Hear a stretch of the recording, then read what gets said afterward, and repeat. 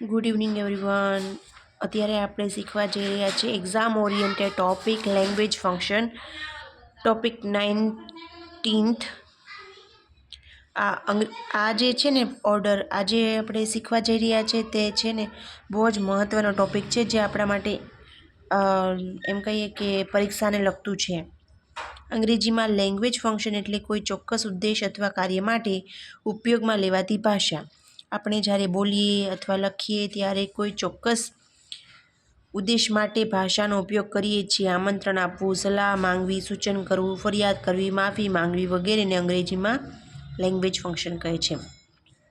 તમે વર્ગમાં શીખવતા હો ત્યારે તમે સૂચનાઓ આપો છો. સૂચનાઓ આપવી, ગિવિંગ ઇન્સ્ટ્રક્શન એ એક લેંગ્વેજ ફંક્શન છે. લેંગ્વેજ ફંક્શન માટે ચોક્કસ વ્યાકરણનો ઉપયોગ કરવો પડે. ગિવિંગ ઇન્સ્ટ્રક્શન એ લેંગ્વેજ ફંક્શન માટે ઇમ્પેરેટિવનો ઉપયોગ કરવો પડે છે. ઉદાહરણ તરીકે open your book, sit down, stand up વગેરે શબ્દો છે. આપણે જ્યારે સ્ટુડન્ટને ભણાવતા હોય ત્યારે આનો ઉપયોગ થાય છે. બધા ઇમ્પેરેટિવ સેન્ટેન્સ મતલબ આજ્ઞાર્થ વાક્યનો ઉપયોગ થાય છે. Language function explain why someone say something.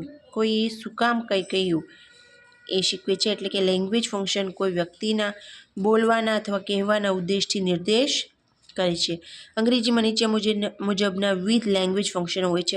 આજના ટોપિકમાં આજના જે વિડીયો છે ને તેમાં આપણે કયા પ્રકારના લેંગ્વેજ ફંક્શન હોય છે એના વિશે જાણીશું. ટોટલ 29 સુધીના લેંગ્વેજ ફંક્શન્સ હોય છે, જેને આપણે રિમેમ્બર કરવા પડે છે, યાદ કરવા પડે છે, અને એની ડિટેલ છે એ આપણે નેક્સ્ટ વિડીયોમાં જોઈશું. તો અત્યારે જોઈ લઈએ કે અંગ્રેજીમાં લેંગ્વેજ ફંક્શનના કેટલા ટોપિક છે. ફર્સ્ટ વન છે સ્પેસિફાઈંગ ટાઈમ, સમય સૂચવવા માટે. સ્પેસિફાઈંગ લોકેશનનું વિગત દર્શાવવા માટે.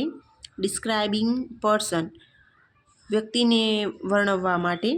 ડિસ્ક્રાઇબિંગ પ્લેસ, જગ્યાને વર્ણવવા માટે. ડિસ્ક્રાઇબિંગ થિંગ, વસ્તુને વર્ણવવા માટે.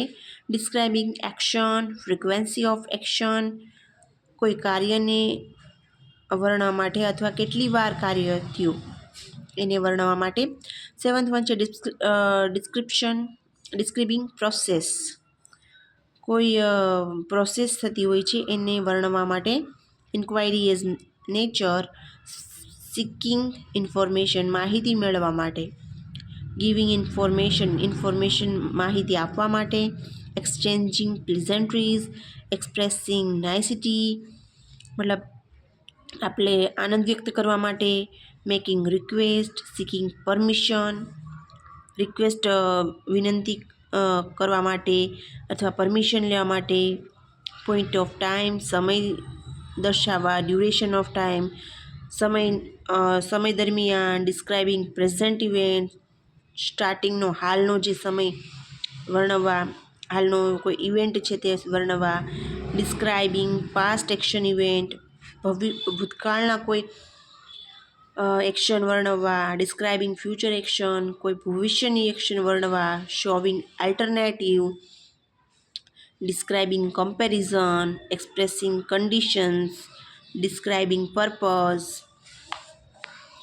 showing result, showing reason, indicating contrast, expressing abilities, expressing necessity, expressing possibilities, expressing manner, expressing advice, suggestion, reporting an event.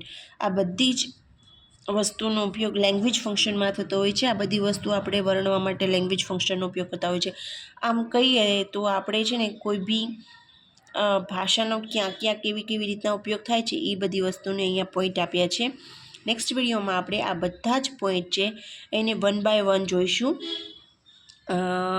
ઘણા બધા પોઈન્ટ છે, 29 પોઈન્ટ છે.